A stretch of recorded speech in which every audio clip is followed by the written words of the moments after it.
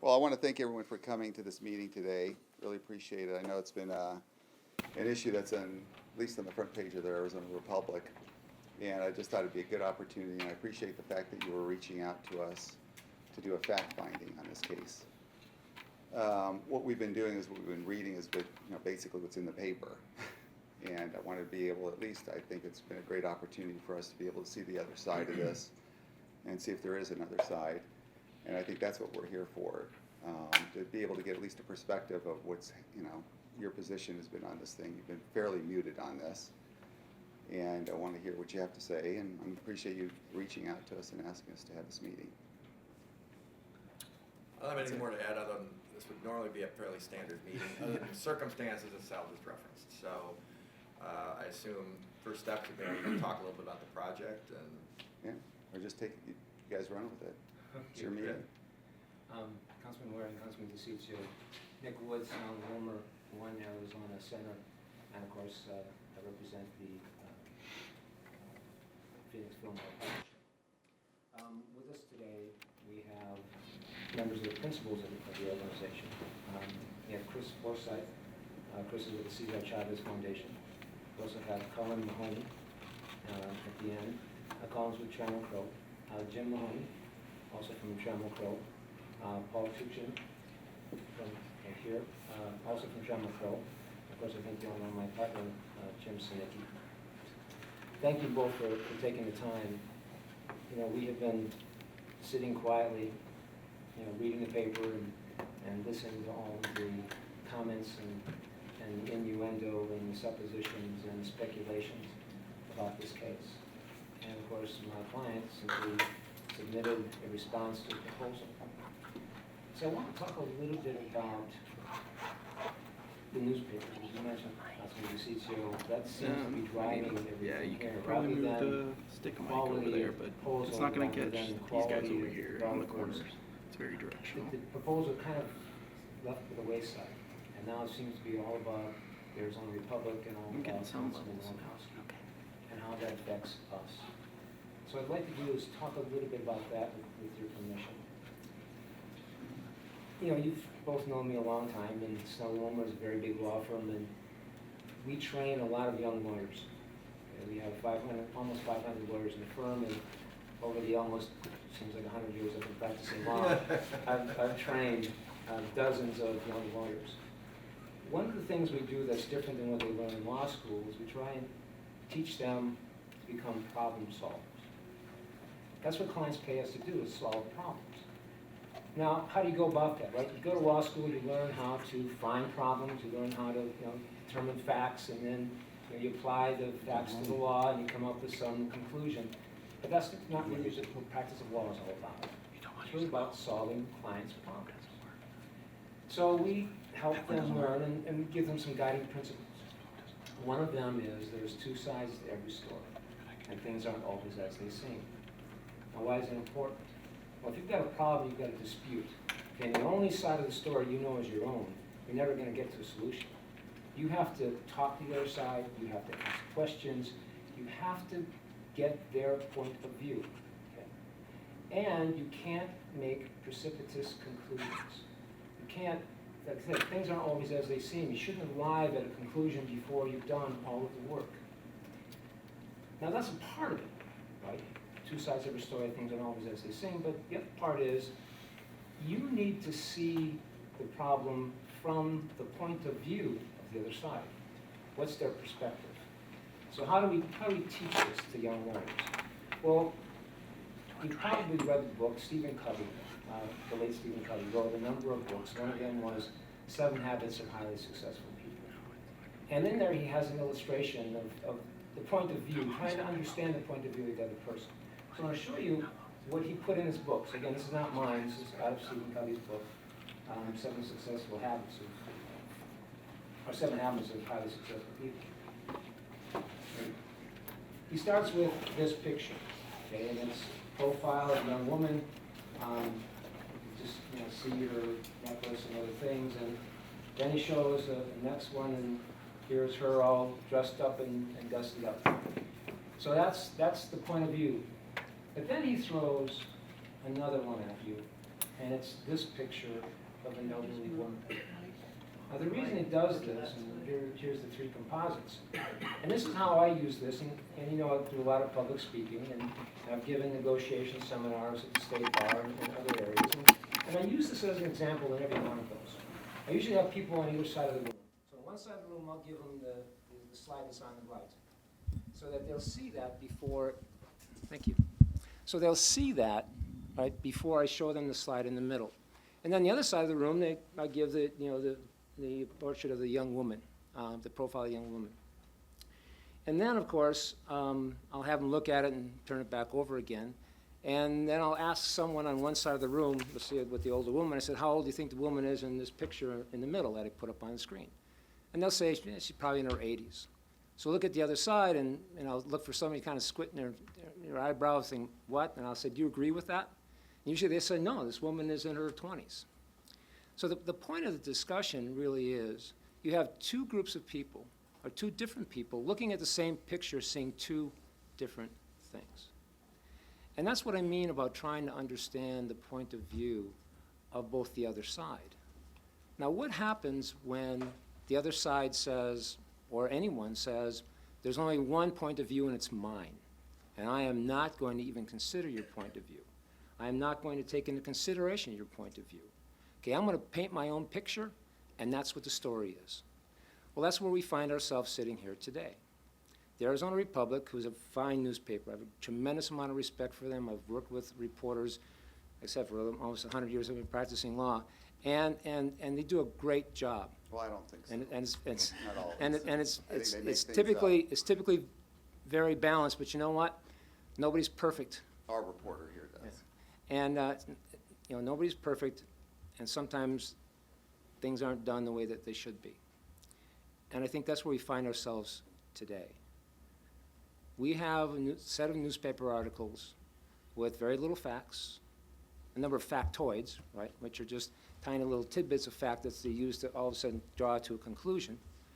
And the problem is it has done several things. It's vilified Councilman Nowakowski. And by extension, it's vilified my client, because somehow they've accused Councilman Nowakowski of violating the law through conflicts of interest, et cetera. At least they've suggested that. They've suggested that this whole process should be set aside, and that was in an editorial, so that my clients now are damaged. I mean, Trammell Crow is a publicly traded company, very highly regarded in the development community throughout the country. Cesar Chavez Foundation, I mean, how do you ever question them? You know, they help people who can't help themselves, and they do a wonderful job. But all of a sudden now, their reputations are being sullied as well. And yet, DECO was being labeled as the victim, right? And I see a lot of questions about what happened with Councilman Nowakowski, a lot of questions about what happened with my client and the principles of my client, but really no questions about what happened with DECO. So what this is going to be about today is to talk about the newspaper articles, the gaps in information in the newspaper articles, the rush to judgment in the newspaper articles, which we think was precipitous. And I want to give you another point of view. So as that picture shows, there's another, person inside that picture. There's another side of the story inside of that picture, and I'm going to lay that out for you today. Let's start with the factoids that I mentioned that are in the articles. I can do this right. Here we go. One of the articles that was published, and this is basically taken off of the Republic website, is they basically premise all of their articles on 6 facts. Okay, one is in early March, Phoenix Councilman Michael Nowakowski alerted his employer, the Cesar Chavez Foundation, that the city would be putting up a piece of downtown land for sale. Then on April 6th, Nowakowski meets with the developer. Okay, now I'm going to be talking a lot about this meeting as we go forward, but and what that meeting really means to, at least to Nick Wood. And again, this is going to be Nick Wood's perspective. Then we go up to Phoenix calls for bids, which of course was April 30th. Then on June 30th, the bidding ends. Deadlines for bidders will be submitted. On August 26th, I guess that is, bids reviewed, Phoenix recommends the team, and then just earlier this month, the sale is put on hold. And that's it. Now, everything else that's in the article is based a whole lot of innuendo, supposition, speculation, all drawing to a conclusion that Michael Nowakowski, okay, has probably committed a crime, all the conclusion that somehow my clients are complicit with that, and that DeCo is the unwitting victim in all of this. So I want to start filling in some of the facts. So this is their timeline, and I'm going to give you, I think, a more comprehensive timeline, and we're going to talk about how that works. I'm used to Noel running this. It's interesting because the suggestion in the original timeline, now the ones in red, those are the elements, the factoids that the Arizona Republic put in their own timeline that I just showed you. But there are a number of things that happened before that early March 15th when Councilman Nowakowski alerted his employer, Cesar Chavez, that there was going to be a sale. Because the suggestion was that somehow there wasn't a whole lot of information regarding the sale, right? That one of the reasons they went to visit him was to find out information about the sale.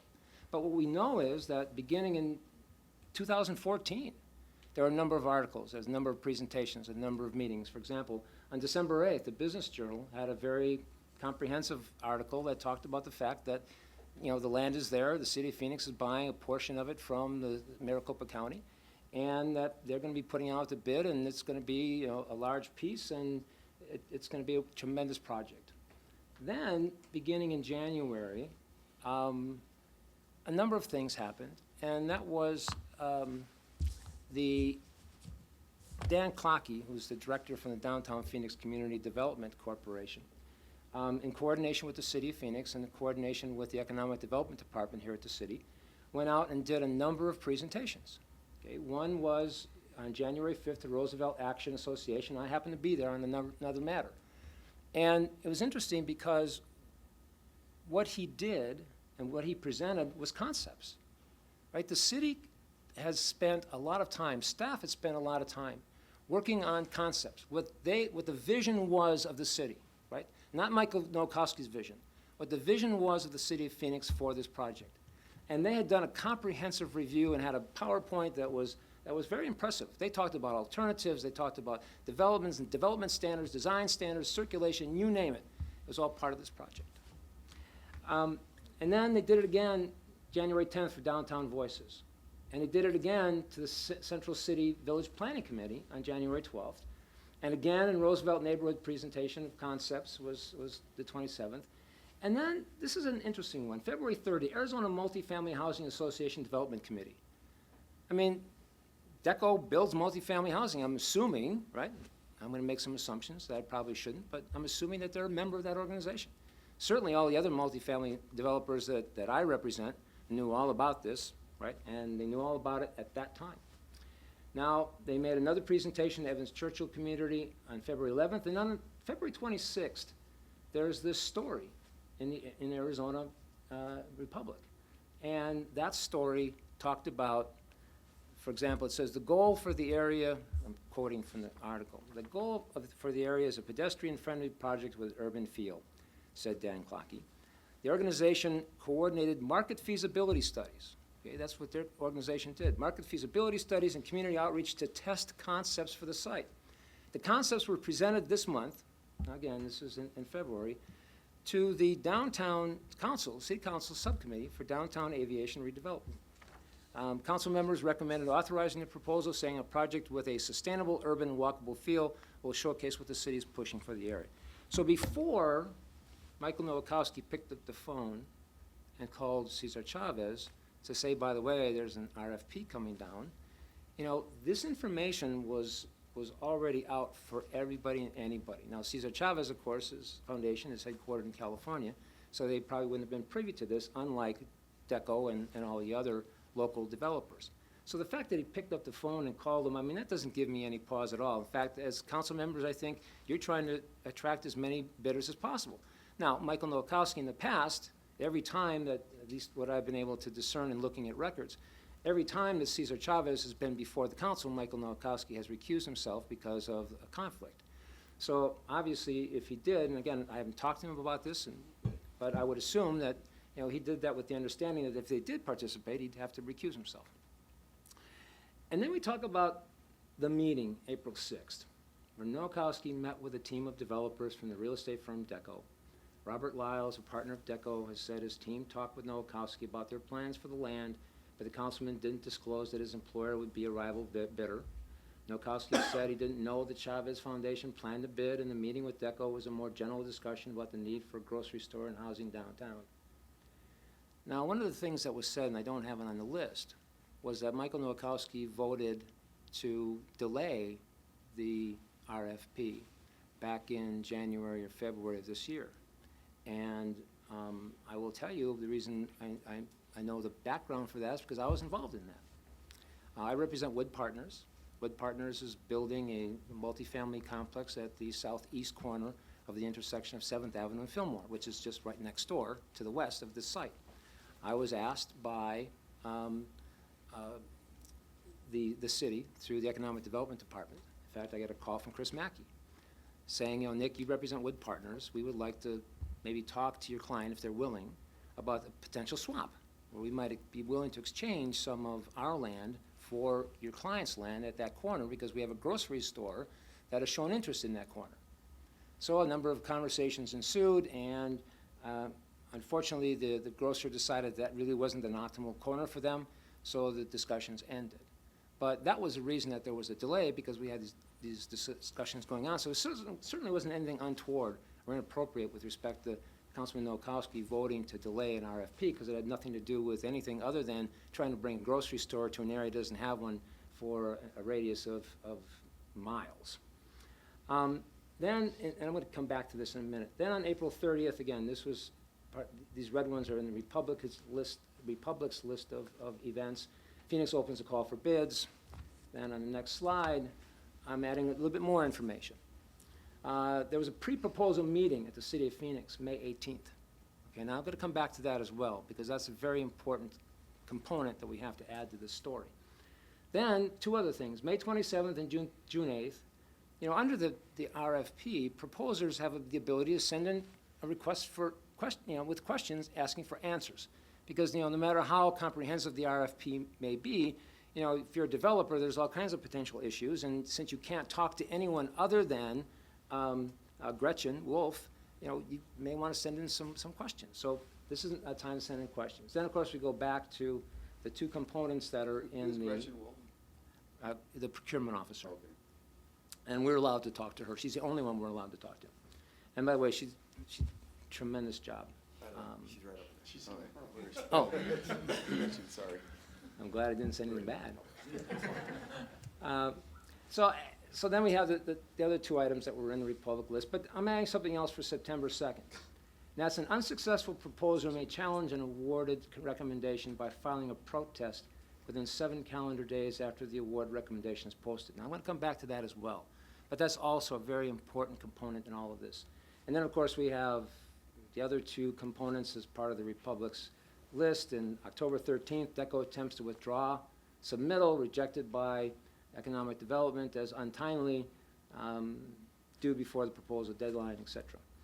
So what I want, and then of course I think there's, yeah, that's it. So I want to go back, and I'm going to do something that I just complained about, right? I mean, I sat here complaining about the fact that the Republic, you know, used innuendo, supposition, and speculation, right, to paint this picture that is one-sided, incomplete, all right, and that really vilifies, you know, Councilman Nowakowski based upon little or no facts, just again, innuendo, supposition, and speculation. And I'm going to try that, okay? Since they painted one picture that way, I'm going to paint another picture using that same format. And I apologize for doing it because it's something I've never done before, but I think it has to be done here because, you know, the old adage of fight fire with fire. So let's talk about our time frame again, right? So we know, again, all this information is out, and we know that Michael Nowakowski alerts his employer. But then we get to this April 6th meeting. And I'm troubled by that meeting for a whole bunch of reasons, right? Not because of Michael Nowakowski. I mean, as council members, I meet with you guys all the time. I get a zoning case, I come in, we talk, right? But here's the things that are troubling me about this one. Number one, why hire a lobbyist? No one asked that question. I mean, the Republic hasn't asked that question. Why would someone who intends to submit a proposal on an RFP hire a lobbyist knowing that it's going to have the transparency clause, knowing that no one's going to be able to lobby anybody. Okay, I couldn't talk to you, they can't talk to you. Basically, there's nothing for them to do, so why hire a lobbyist? Number one. Number two, when I come and I meet with you and any other council members, I don't expect that there's any confidentiality. Never. I mean, I tell my clients quite unequivocally, there are no secrets at City Hall. If I give you information, if your staff is taking notes, if I'm on your calendar or I send an email telling you what, and I always tell you exactly what the subject matter of the meeting is going to be, that's all public information. So why would they expect that there would be any kind of confidentiality when they came in to visit with Councilman Nowakowski? Now, were they trying to gain an unfair advantage? I mean, DECO's been complaining that they've been disadvantaged because apparently they didn't know before their proposal was submitted that Michael Nowakowski was an executive with Cesar Chavez Foundation, and they met with him, and he never disclosed that to them. Well, but why would they go and visit with Michael Nowakowski? Now, here's the thing. There was, and I put on the list, there was a pre-proposal meeting at the very top, May 18th, 2015. There were 85 people, okay, that actually attended that meeting. Where was that at? Let me show you the list. Here it is, May 18th. It was at the city. I don't know which room it is, but the city hosted it. And these are the list of people. Okay, there's 3 of them, the sign-in sheet, right? So there's 85 of them. 55 different companies were represented.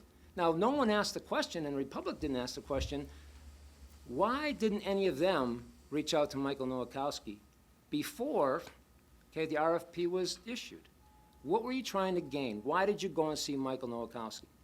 The second thing is, as I mentioned to you, is this was all presented to the Downtown Subcommittee. Now, Michael Nowakowski is not a member of the Downtown Subcommittee, right? In fact, those members are Councilman, Vice Mayor Valenzuela, Councilman Gates, Councilwoman Williams, and Councilwoman Gallego.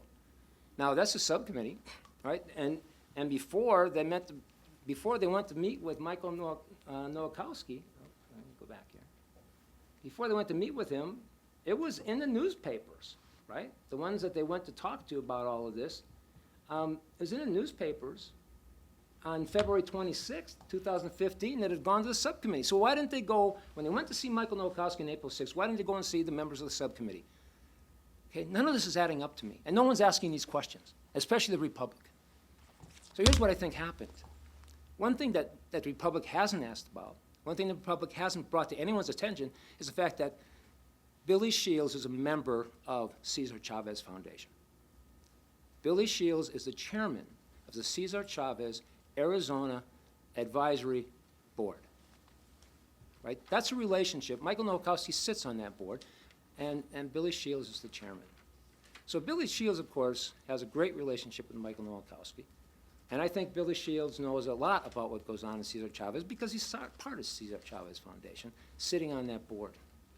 So was he trying to garner unfair advantage? Maybe, I don't know. You know, again, what I'm talking about is all speculation. But here's the important thing. He knows about Cesar Chavez, right? So that takes me now to the pre-proposal meeting, where the Republic's argument, okay, falls apart, and where the allegations of improprieties end. And I'm not here defending Michael Nowakowski. I'm here defending my clients because they're sullied by all of this. But where the argument in the Republic falls apart, and where they failed to do their homework before they came to all of these conclusions, or at least indications of wrongdoing, is the fact that their whole premise of their article is that there should have been a disclosure to DECO prior to the point in which they submitted their proposal. Okay? Because they spend $100,000. I mean, every developer does. You spend $100,000. Here's their proposal right here. Okay? I guarantee you they spent $100,000. I don't have to guess it, and so did my client. So why would you go through the process? Why would you spend all the money unless you knew that there was somehow you knew that there was some kind of a potential conflict here, right? So the whole premise is they should have known before they submitted. Well, they did know before they submitted. Now, the Arizona Republic didn't ask that question, so that was never in the article. But let me tell you why they knew. Okay? They knew because This is a sign-in sheet for the pre-proposal. Now, pre-proposal, they have not submitted their proposal yet. May 18th, 2015. I've highlighted Cesar Chavez Foundation. Chris Forsythe, who's here, was at that meeting. And then the four DECO participants: Pat Watts, Dan Richards, Billy Shields. So Billy was there along with Cesar Chavez Foundation, and Billy knows Cesar Chavez Foundation because he's part of it. Now, here's the thing. He may say, look, there were so many people there, right? There was 85 people there. I really didn't pick them out. Well, but here's what always happens, and every developer does this. They get a copy of this list. It's on the website. It's a competition. Okay, you guys are competitors. What do you do when you compete against somebody? You learn everything you can about them. You go on their website. If it's an RFP, you go on their website. You see the kind of products that they're going to build. You find out exactly what you think you're competing against. The quality, right? The design, you name it, the different types of uses. You do your homework. And I guarantee you that DECO, which was a tremendously great company, I mean, they're experienced, they do tremendous work, their product is beautiful. I guarantee you that they all picked up this list. And so did Billy Shields, because he was there. So they knew on May 18th of 2015 that Cesar Chavez Foundation was part of this. Now, did they bother, right, to bring it to Michael Nowakowski's attention or to the city or to the procurement officer? Did they say, hey, we had a meeting with Michael Nowakowski just 6 weeks ago, right? And we're a little concerned about this because Cesar Chavez has showed up and they might, so we want to know if he's going to recuse himself or not. They didn't do that. Why didn't they do that? Okay, I can speculate, right? The speculation is they wanted to hold it in their hip pocket and use it later on if they had to, which is why we're sitting here today. Now, we go on and we talk about a couple of other things, right? Because there was more opportunity for them to raise this issue, okay? So we had the pre-proposal meeting. Now, May 27th, June 8th, proposers permitted to submit list of questions. Why didn't they then submit questions saying, by the way, was there a potential conflict of interest in us meeting with Michael Nowakowski? Because we saw on the list, then we were there, Cesar Chavez showed up. Do we know if they're proposing? Those questions never came out, and it was never brought to anybody's attention. Why? Because they kept it in their hip pocket. Then we go to September 2nd, 2015. An unsuccessful proposer may challenge an awarded recommendation by filing a protest within 7 calendar days after the award recommendation has been posted. There was no protest filed by DECO. Now, they know, at least we know, that there's a trail of information, okay, that Cesar Chavez was involved, and Cesar Chavez was there, and they never asked a question. So if they really believed, okay, that there was a problem, and by this time they knew that the award had been, that the bid had been awarded, okay, at least through staff, that they had picked them as receiving the award. So they knew, and yet 7 days after they knew, it was clear to the world, they still didn't file a protest. Why not? Well, again, I'm going to make suppositions. The reason is they knew they were going to lose it. They knew that there was no such thing as a conflict. They knew that it was just a whole bunch of hot air. And once you file your protest, and then, of course, Chris Mackey, who's the Economic Development Director, she's the one who reviews the protest, and she's the one who either, accepts it and agrees with it or denies it. And then they're done. And then my clients get to work. So, no. Okay, Billy Shields is one of the smartest guys I've ever met. He sits back and says, nah, maybe we shouldn't do this. Okay, maybe we should just sit back and then we'll take this to the newspaper. Because if we make a big enough brouhaha, right, that it may cause the council to become unnerved. And then they may actually rebid this thing. They may set the whole thing aside and rebid it. And now we have all the information, right, that was submitted by Trammell Crow and Cesar Chavez. We have all the information submitted by everybody else. We know how much they bid. We know everything about what's in their proposal, okay? So now we have another leg up, and we stay in the game. Now, I just made the suppositions that I told you I abhor. Do I believe for a moment that Billy Shields is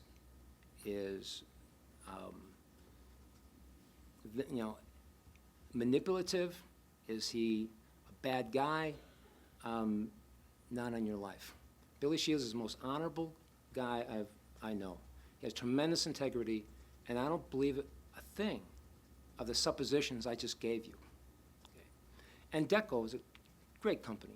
I have no reason to believe they would do anything inappropriate either.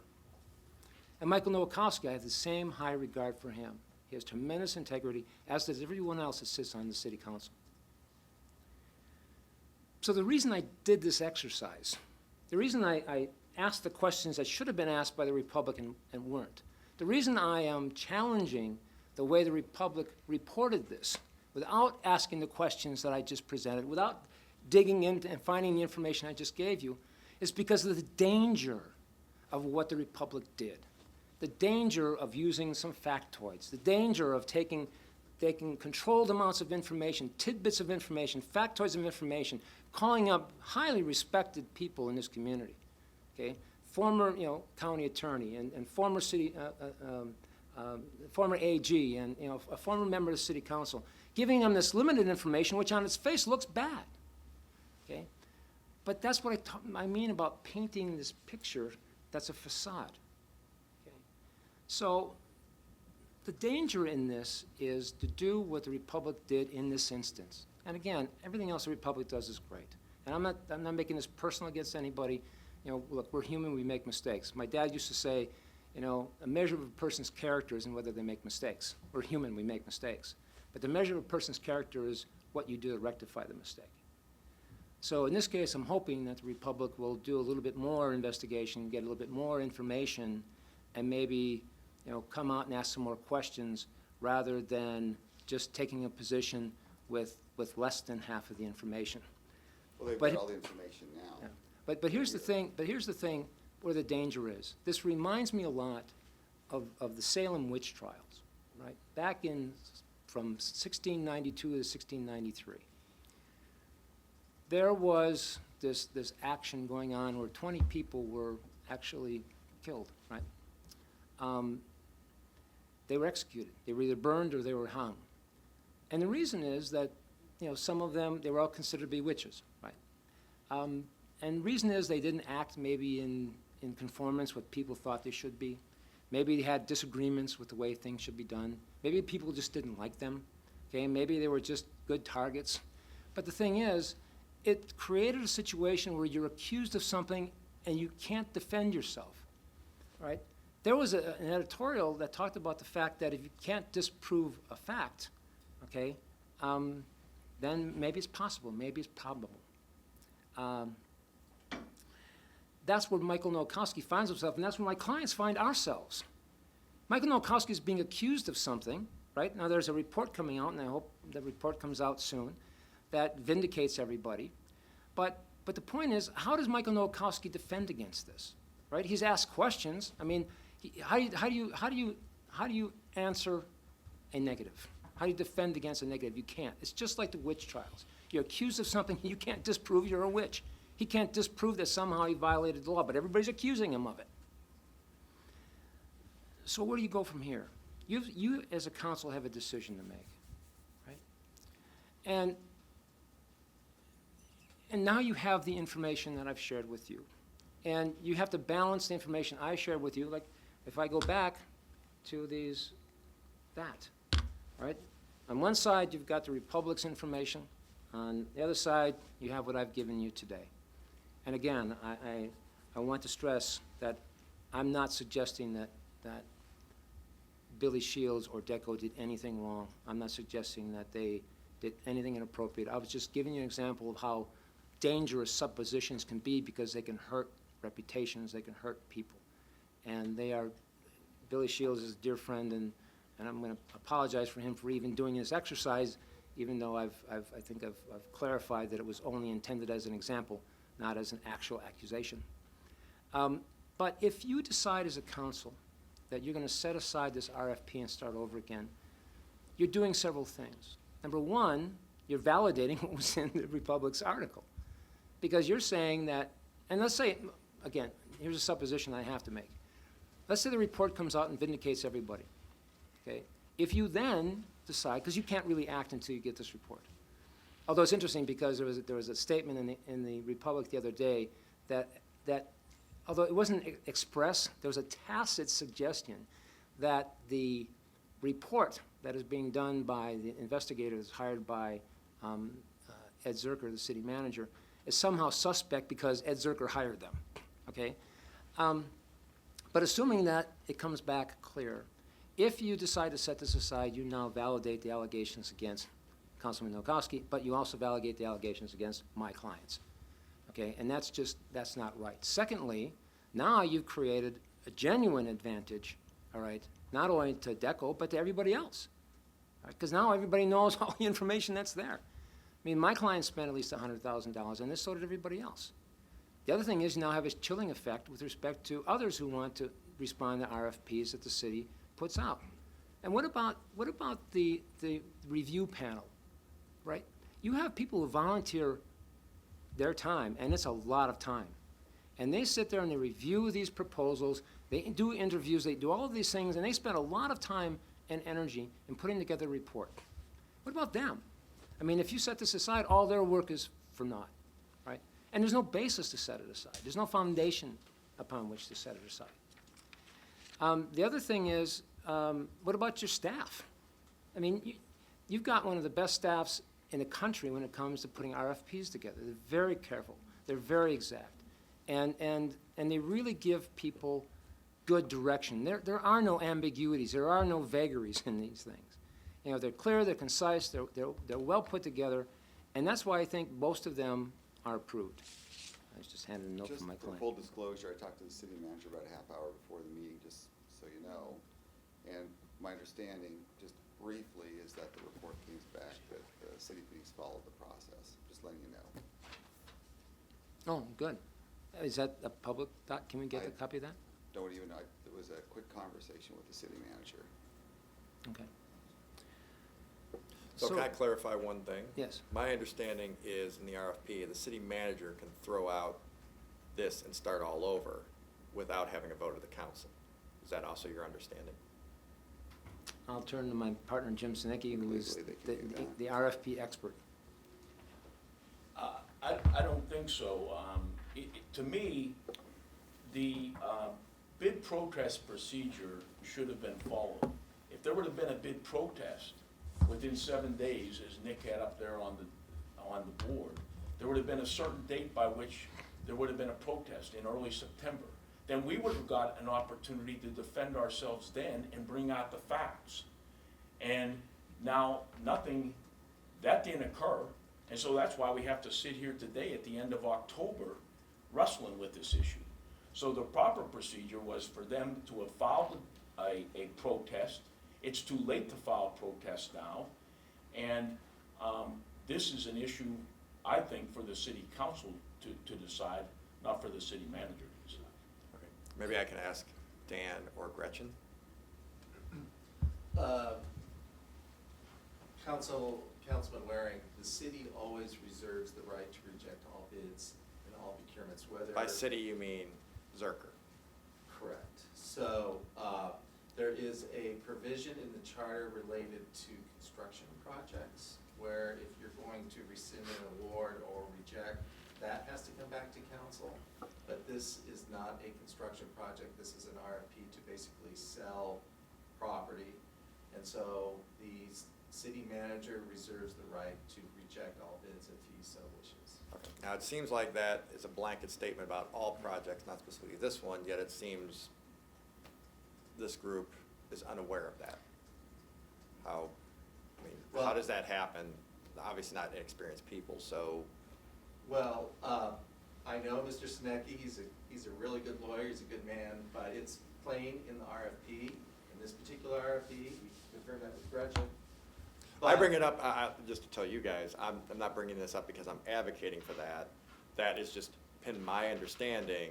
It seems like there is dispute about that. It certainly seems like before anything is done or announced or anything else, need to work that out so that everybody's on the same page. Well, We will address that issue if it becomes necessary. Fair enough. And the second thing is that if you went out and paid city taxpayer dollars to get an investigation done, and it comes back and it says that it's clean, as you seem to indicate, It would seem that it doesn't make Maybe any it's a sense. quick conversation. I understand, but it doesn't seem that it makes any sense then to then throw it out on the street and say, well, we're gonna rebid it anyway. What would have been the point of the investigation? I think what we'll do, is, again, we didn't anticipate that question because we never even considered the fact that the city manager might do that, but. It was we'll my have to go- understanding, and I thought you should know, because you made a statement that seemed definitive, like it was gonna be our decision. Which I thought. My understanding is that is not the case. Okay.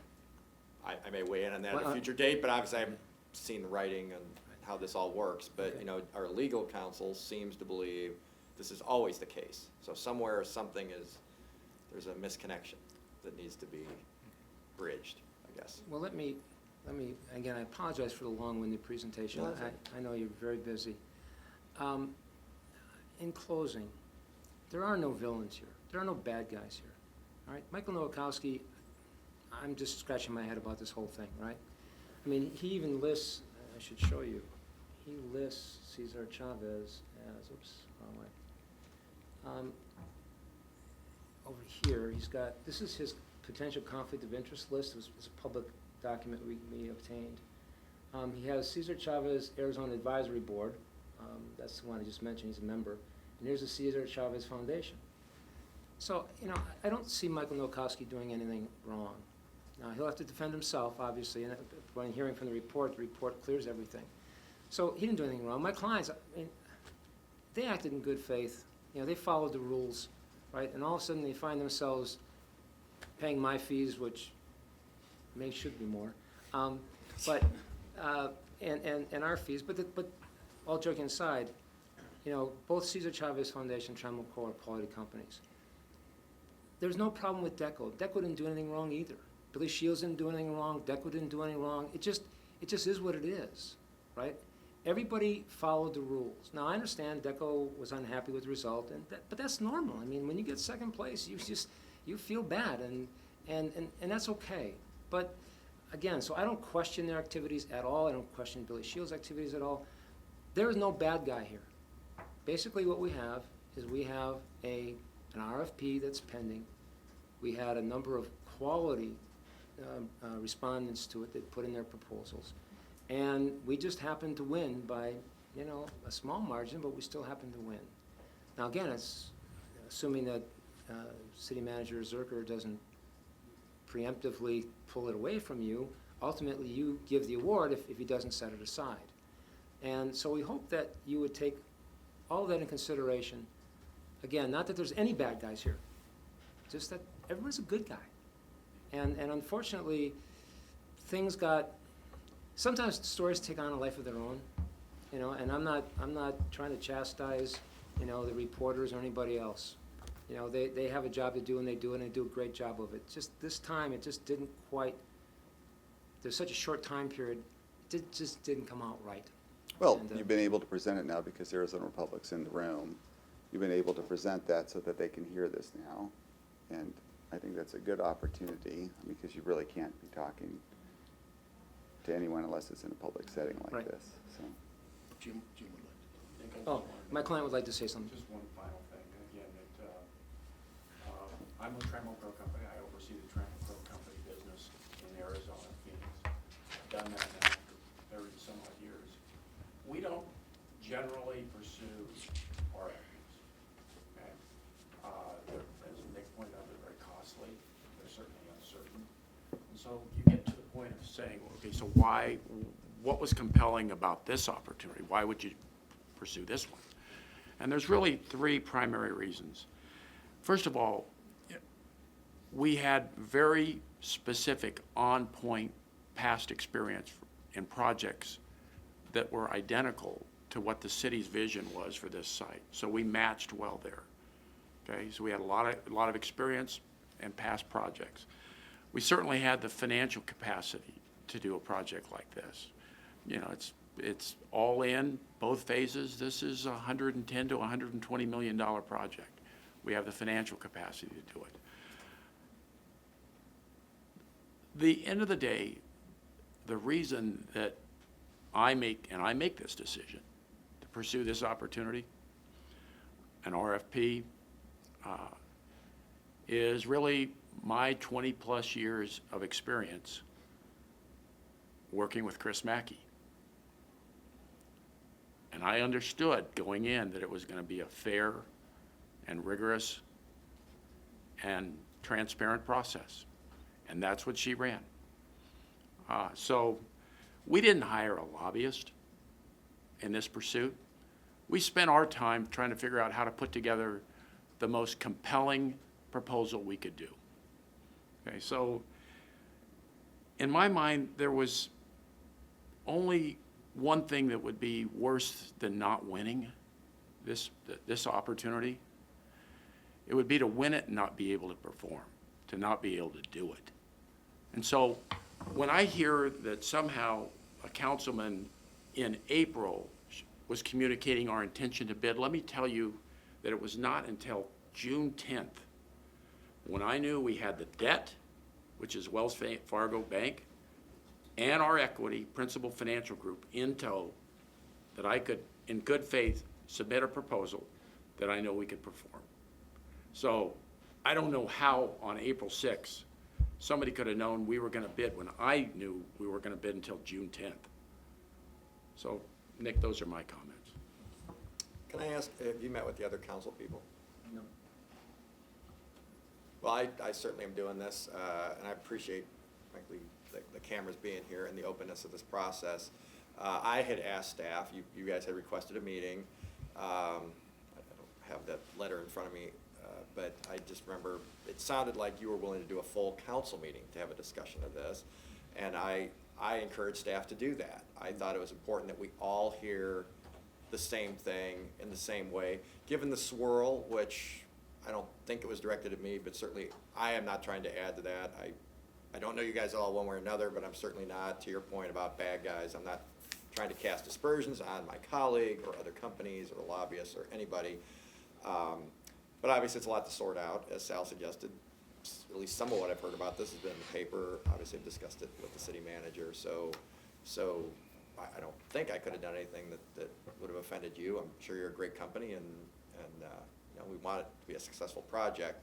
I would have preferred all of us to be here to hear this. I think frankly it rated a special meeting, but I'm glad at least there's a tape so people can see what's been said. I hope you take no offense. I was one who said to the city manager, I don't want to vote on this until all the reports and everything are done. Obviously, we don't have just this project. We have a lot of projects in the city. You talk about transparency and so forth. We do try to do things a certain way. The RFP process, in my experience here, hasn't been as smooth necessarily as it could be, but that is not a reflection of any of you gentlemen who are sitting in front of me right now, certainly not Nick, and I think it sounds like this is your first maybe Phoenix project. So, you know, I guess the report is going to come out, it sounds like. I have not seen it, so I can't speak to that, but I'm happy to look at it. And then going forward, keeping an open mind about this. I'm not sure what the city manager is going to do. It sounds like he believes he can do something that you believe he can't. So that may be something that you guys have to discuss in whatever is the appropriate forum for that. So I appreciate you taking the time to walk us through this. I always in politics, so I understand there's two sides to the story a lot of the time. I appreciate the newspaper bringing this issue, I guess, to my attention. I know you don't appreciate it, but at least that got one side of the story, and now I'm getting the other. So I'm glad that you guys were willing to spend the time with us. I would hope that maybe you get a chance to talk to the council members. Is that something that's in the works, or? I think it's, I don't know. Obviously, it's not just the two of us who decide. If the city manager, we may not be able to decide at all, but we should at least have an informed discussion, as informed as possible. So. With respect to the city manager position, perhaps Dan Brown, if hopefully the city manager decides not to exercise that decision, but if the city manager is leaning towards exercising that decision, maybe Dan Brown and I could address that issue among ourselves, because I've known Dan for many years and I have a high regard for him, and maybe we could get that sorted out as to whether or not the city manager, we would like some input as to that. Again, I don't speak to Sal, at least as far as, I'll just speak for myself. I don't feel like I'm the decision maker on that. clearly they believe that there are things written down. I am not a lawyer, the process, so again, whatever is the appropriate venue for you to talk to whoever you need to talk to and try to get that straightened out. It sounds like that is job one at the moment before any decision is made. I don't know what the timeline going forward would be on Well- this, but I think that decision might be sooner rather than later, one way or the other. I think it's critical, if I could, Sure. that the entire council be able to hear this presentation. Yes, agreed. And that there be no rush to judgment. Right now, all we've received is information from the Arizona Republic, which looks pretty biased when you compare it to this. And it's been it's been a problem here at City Hall for quite a bit of time. I think the reporter generally is pretty sloppy when he writes these kinds of things and only takes one side and runs with one side of it. Like everything else, I think you've got to be able to get both sides of the story out. I think it's important, if Craig, you're here, can we get a letter real quickly to the city manager asking for a presentation like this to be given to the full council, that there be no quick rush to judgment? Because at the end of the day, I mean, really, if you look at the politics of it, which you shouldn't, you should look at the merits of the case. If you look at the politics of it, because this is a political body as much as it is anything else, there's always this fear of like, wow, you know, all you're doing is seeing what you're reading in the newspaper. You're not able to see the other side of it.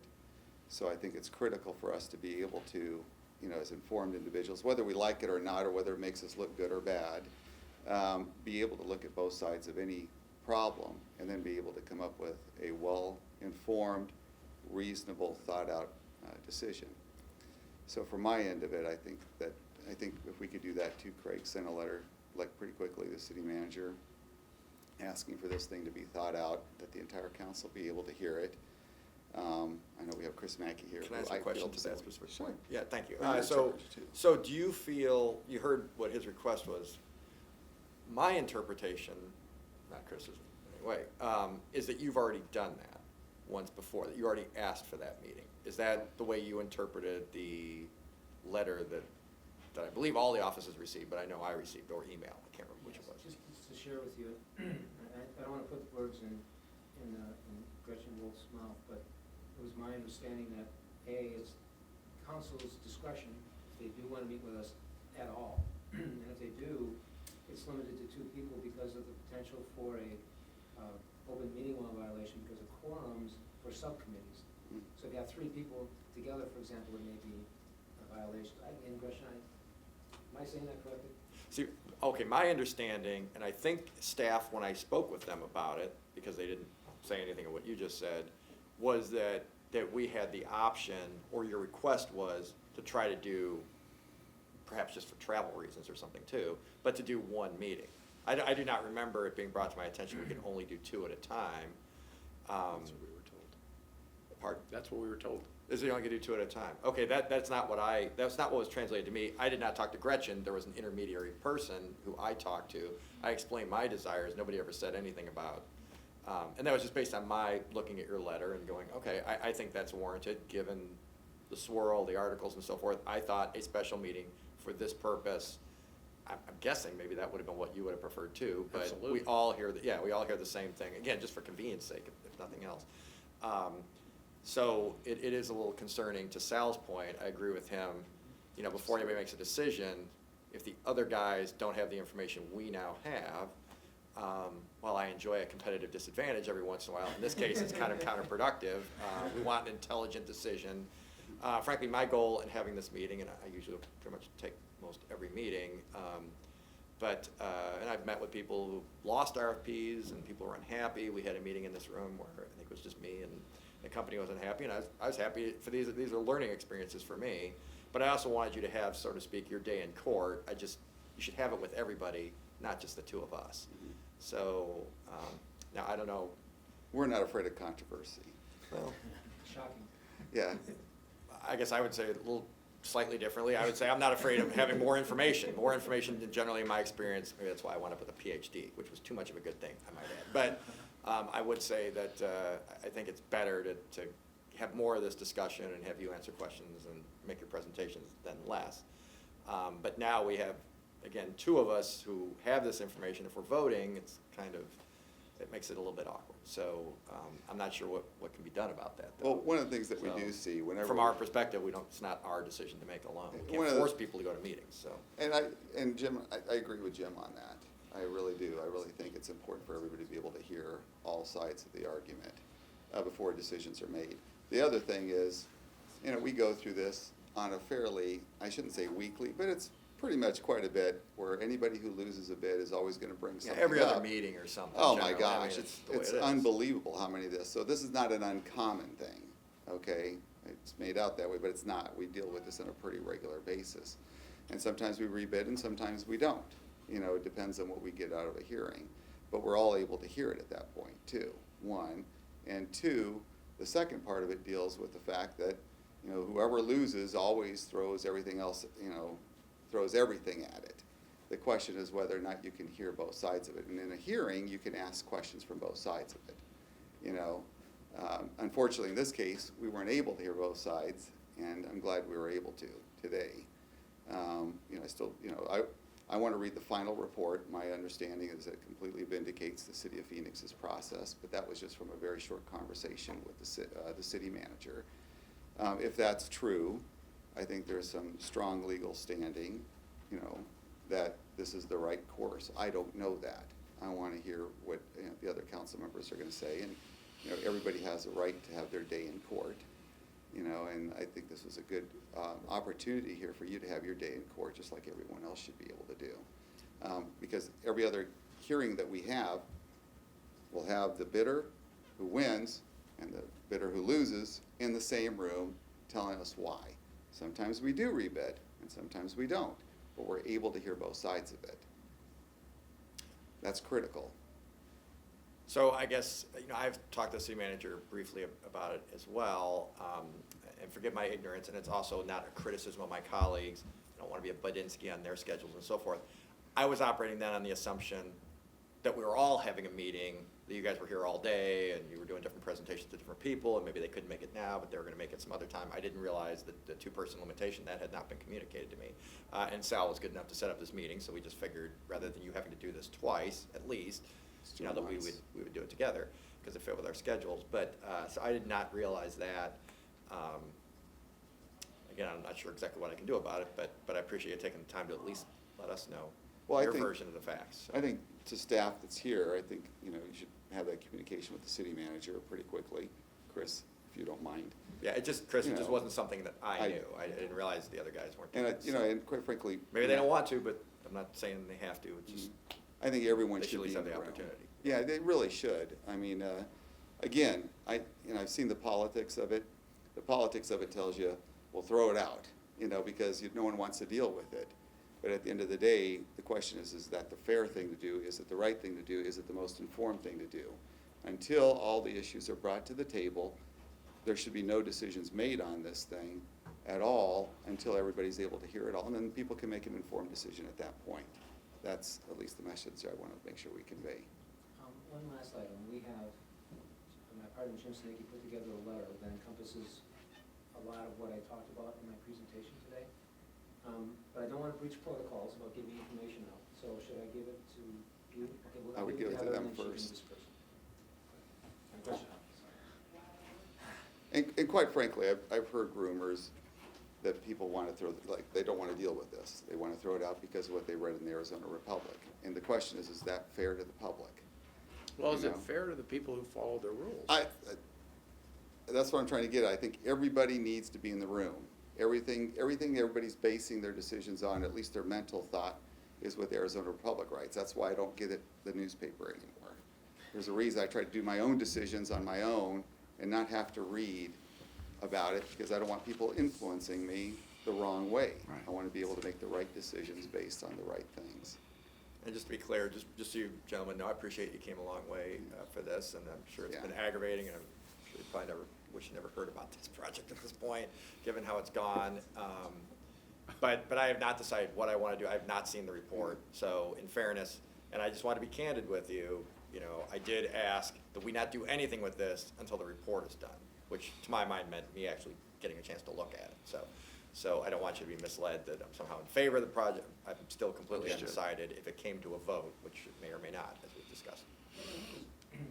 And that was really the underlying purpose for this. It wasn't necessarily just advocate for you to approve our plan. It was to give you the other side of the story, and then allow you to make an informed decision. Right? And so I think we've been able to do that, at least with the two of you.